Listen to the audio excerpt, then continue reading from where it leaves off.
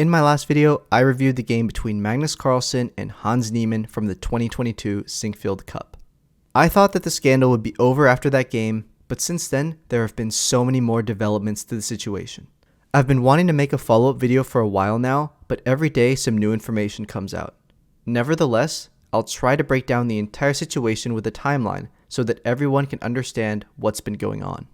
So, on September 19th, 2022, Magnus Carlsen was set to face Hagen-Niemann in the Julius Baer Generations Cup, an online round-robin tournament held on Chess24. This was a highly anticipated matchup because it came just 2 weeks after Magnus had lost to Hans in the Sinquefield Cup, withdrawing from the tournament the very next day. So, it's not a surprise that the entire chess world was waiting to see what would happen in this game. Unfortunately, the game itself was a bit of a letdown. Hagen-Niemann had the white pieces, and he opened with 1d4. Magnus replied with knight f6, and after Hans played c4 on move 2, Magnus actually resigned the game. This confirms that Magnus is still continuing to protest against Hans, and that despite his silence on the situation, we know that it has something to do with cheating. So obviously, the chess world was in shock that Magnus was still refusing to play Hans, but the story gets stranger from here. One day after their 2-move game at the Generations Cup, a photo of Magnus and Hans playing chess on a beach was released. This photo was taken during the FTX Crypto Cup in Miami, approximately 2 weeks before their game at the Sinquefield Cup. Fellow top 10 player Anish Giri actually claimed to have seen the game in person, and he even went over it in a video. Giri claimed that Magnus played extremely well and crushed Hans with the black pieces twice, despite playing questionable openings. I'm not going to go into super heavy detail with these games, but I will show the basic ideas here. So Anish Giri claimed that he remembered 2 games from the beach. Magnus played black in both of them. So we're going to go over both of the games very quickly. They're not super relevant to the actual situation regarding the cheating and the drama, but I do like to add some valuable chess instruction in these videos. So yeah, like I said, Hans had white in both, and in the first game, this is all from Anish's memory, by the way. So he did mention that it was a little hazy and that sometimes he tried to remember the move order, but he could have been wrong, but basically this is the breakdown. So he claimed that Hans started with d4, Magnus played d5, and Hans went knight c3. So after knight c3, Magnus played knight c6, bishop f4, and then e5. And here, I believe that bishop takes e5 is the correct move. However, Hans played d takes e5, which is very natural. And obviously, this is just a blitz game, so it's not that serious. But basically, d takes e5 was played. Magnus went g5, bishop g3, and d4. And already it looks super sharp. Hans went knight e4. And after h5, h4, bishop f5, Hans played the move knight d2. Note that he can't take on g5 because of bishop b4 check. And then like after c3, d takes c3, white's completely busted. So after knight d2, Anish said that Magnus played g4. And then he didn't go any further than this. He just said that soon Magnus played f6 and completely crushed Hans. So that's what Anish Giri said. He covered it on like ChessBase India. I mean, guys can go check out that video if you want. But basically, in the second game, Magnus again, he had black, so Hans opened with d4. Magnus played knight c6. Hans played knight c3, knight f6, e4, and d5. So Hans played e5 here, and after knight d7, he did not play knight takes d5, because if knight takes d5, black had this really nice trick with knight b8, and you can't really hold on to this d4 pawn. If you go like knight c3, black can just take on d4 with the knight. If you defend the knight with either bishop c4 or let's say like pawn c4, then looks like black can just go e6, and after you go back, knight takes d4 or I guess queen takes d4 can be played. So that's why Hans didn't go for e5 and knight takes d5. He played e5 and then knight f3. Here Magnus played knight b6, and Hans went h3, preventing this bishop g4 stuff.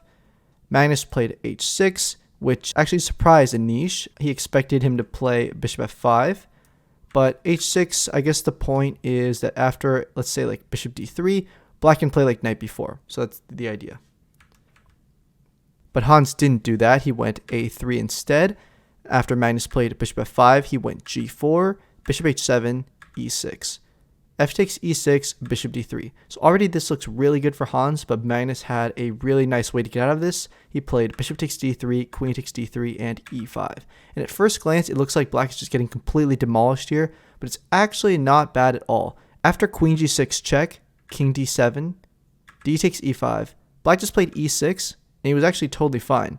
Hans played b3, queen e8, queen d3, queen f7, and this is where Anish really stopped talking about the game, but he just said that basically Magnus got his bishop out to c5, his rook in the game, made some sacrifice down here, and he crushed him again. So basically that's it for the two games. I didn't want to go into ridiculously heavy detail because this wasn't recorded anywhere, it was just recalled from Anish's memory, and honestly the moves themselves aren't relevant to the cheating scandal. I just wanted to make sure that each one of my videos contains some useful chess instruction. Now, regardless of what happened in those blitz games on the beach, there is one important thing that must be stated. In the photo, Magnus and Hans seemed to be amicable. They had also played each other several times in the Crypto Cup that week, and it seems that Magnus had no problem playing against him in that event. So what does this all mean? Well, let's look at the timeline. In August, Magnus and Hans played against each other in the Crypto Cup with no issues, and they also played a few friendly games on the beach. In September, however, we witnessed a scandal regarding potential cheating at the Sinquefield Cup, and 2 weeks later we saw Magnus continue to protest against playing Hans. This means that somewhere between August and September, Magnus Carlsen probably received some information regarding Hans that made him suspicious. August also happens to be the month in which Chess.com acquired the Play Magnus group, which was founded by Carlsen himself. My theory is that through the acquisition of Play Magnus by Chess.com, Magnus was granted access to some previously undisclosed information regarding Hans. After all, Hans is already admitted to cheating online at the age of 12 and the age of 16. Maybe Magnus just found this out during the deal, or perhaps Magnus realized that he had cheated in some other instances that we don't know about. These are all questions that the chess world is asking, and fortunately, it seems like we'll be getting answers soon. Although Magnus has refused to answer most questions regarding his decision throughout this week, he has clearly stated two things. 1. He mentioned that he thought Hans's coach, Grandmaster Maxime Delugy, was doing a great job, perhaps suggesting that Maxime plays a role in this entire ordeal. But more importantly, he said this.